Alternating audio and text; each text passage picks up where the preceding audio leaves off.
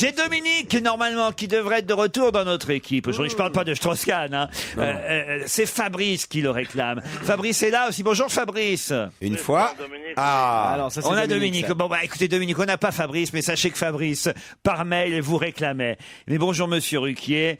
Je tiens à dire que pour raconter des blagues, je m'inquiète de ne plus entendre mon auditeur préféré qui était le meilleur, Dominique. Et c'est vrai que c'est plusieurs semaines, voire peut-être un petit mois qu'on vous a pas appelé. Et certains auditeurs vous réclament. Vous vous rendez compte de ça? Eh ben, je suis ravi, merci beaucoup. Bonjour à tout le monde et bonjour Mulhouse. Bonjour. Pourquoi Mulhouse? Pourquoi Mulhouse? Pourquoi Mulhouse? Vous êtes plus à Mulhouse? Non, on n'est plus à Mulhouse, non. C'était il y a un mois et demi, là. On a bougé depuis la dernière Oh fois. putain, je croyais que vous étiez à Mulhouse. C'est l'anesthésie qui m'a fait ça. Et vous avez une bonne blague à nous raconter alors? Ces 3 mouettes qui sont au-dessus de la Méditerranée, qui sont en train de planer, et frôlées par un mirage de l'armée, elles sont sidérées, elles le regardent se poser sur le porte-avions qui est en dessous. Et comme spécialistes de l'aéronautique, elles sont vraiment très emballées, quoi. Il y en a une qui dit on va faire comme lui.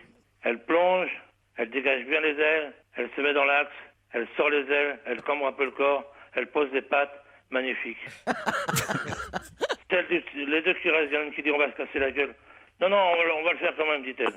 À son tour, elle pique, elle plonge bien droit, elle se met dans l'axe avec beaucoup de précaution, elle sort les ailes, elle cambre un peu, elle pose des pattes, magnifique. La troisième qui est au-dessus, qui est terrorisée, les autres lui disent, je fais un signe de viens, rejoins-nous. Elle tremble, et cependant elle le fait.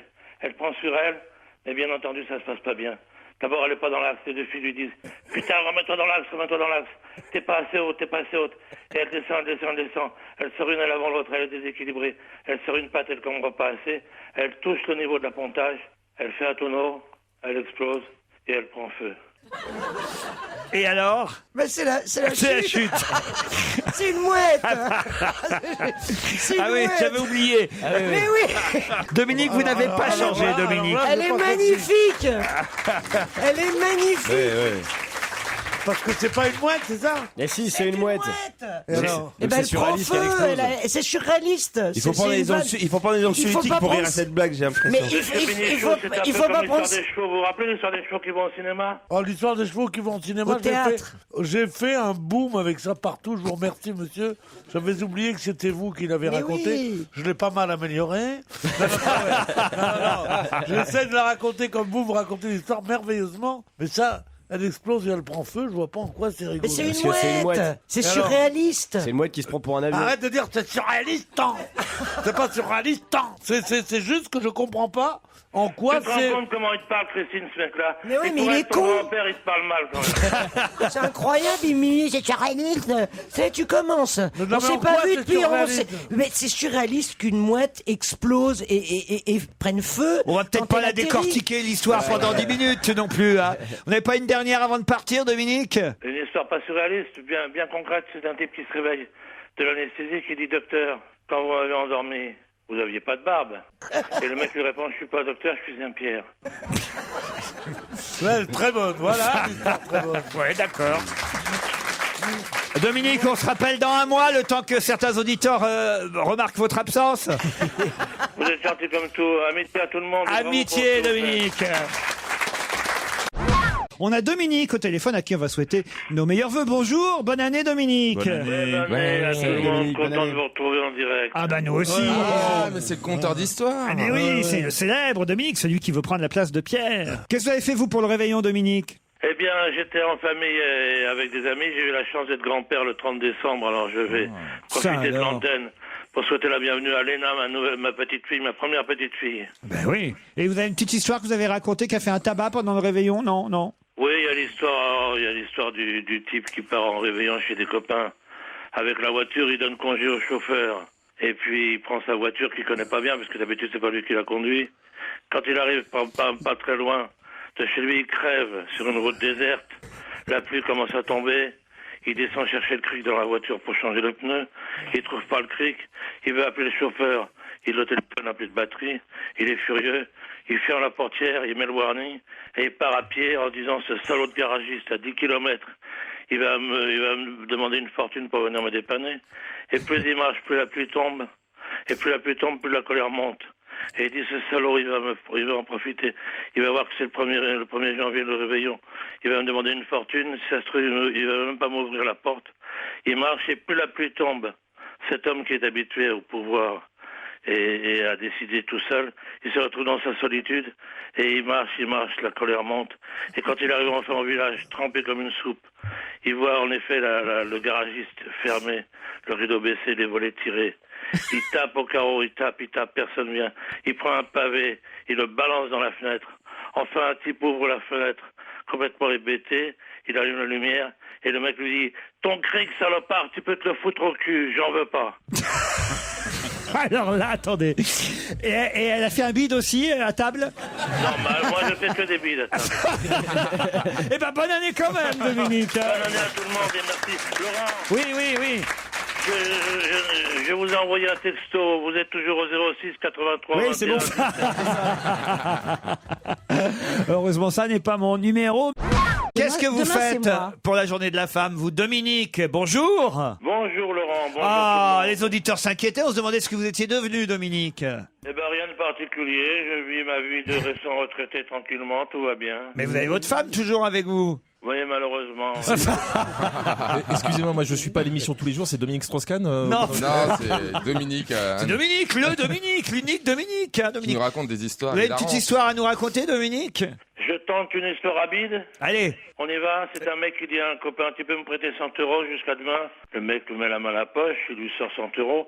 Il lui dit, tu vas à l'anniversaire de Jérémy, je te les rendrai demain soir. Eh ben d'accord. Et en effet, le lendemain soir, quand il arrive à l'anniversaire de Jérémy, il lui dit, je te dois 100 € toi. Oui, dit le copain, c'est pas urgent. Ben, il lui dit, si tu rajoutes 100 € demain, quand on se retrouve au vernissage de François, je te donnerai 200 €. Alors il lui redonne 100 € de plus.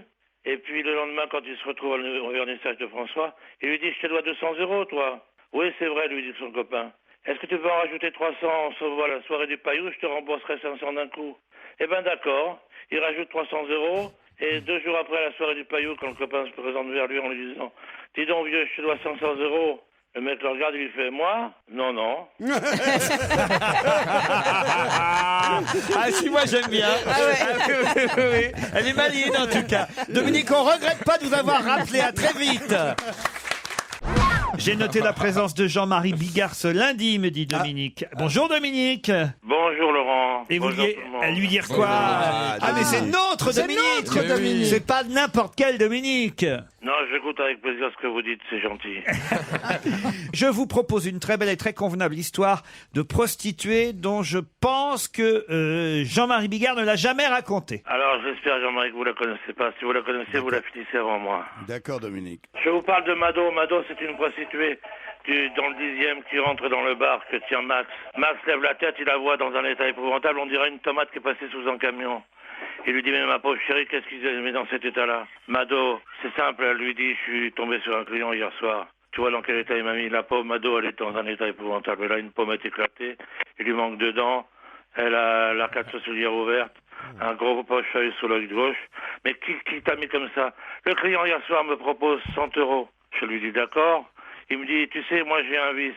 Je peux rajouter un petit billet de 500. Ah non, mais je alors tape. là, celle-là, on l'a racontée 18 fois, Dominique. Ouais, mais si ça se pas trouve, vrai. Jean-Marie, il la Est-ce connaît qu'elle pas. finirait pas non, mais il y en a tellement par ça a qui- duré longtemps et Ouais. qu'elle répond Jusqu'à ce qu'il me qu'il rende l'argent. Bah ouais. Je l'ai raconté moi-même, cette histoire. Ouais, Ouais. c'est pourtant Désolé, je sais je qu'il vous n'a pas ce écoute pas genre. assez hein. souvent. Dominique, Oui, Laurent. qu'est-ce que vous avez fait ce week-end?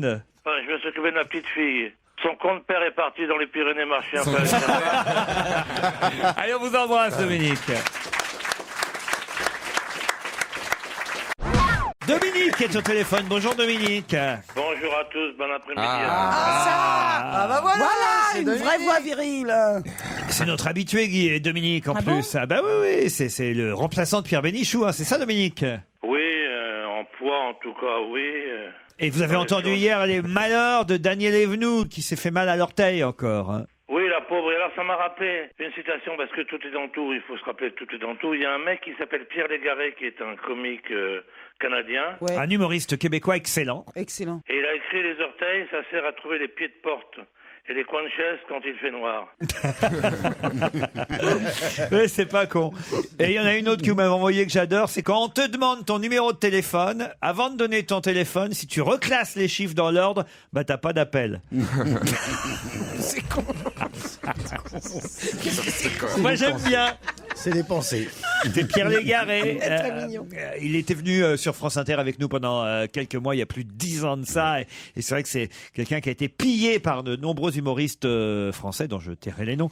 Mais C'est dommage, c'est la partie Roland rigolo, oui. McDan, Raphaël Mézrahi. Et qui... Oh là Encore de nouveaux amis.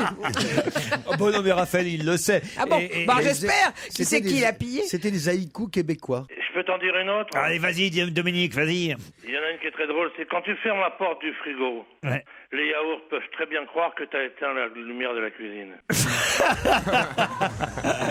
J'adore, mignon, j'adore. ouais. C'est lui qui est l'auteur de cette fameuse phrase qui a longtemps été reprise par beaucoup d'autres humoristes. C'est, puisqu'à chaque fois qu'il y a un accident d'avion, on retrouve les boîtes noires, pourquoi on fait pas les avions dans le même métal que les boîtes noires?